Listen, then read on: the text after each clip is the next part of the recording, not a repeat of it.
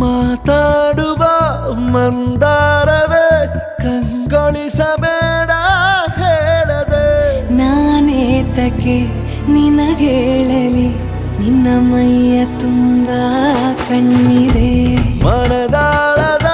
ರಸಮಂಜರಿ ರಂಗೇರಿ ನಿನ್ನ ಕಾದಿದೆ ಪಿಸು ಮಾತಿನ ಪಂದ್ಯಾವಳಿ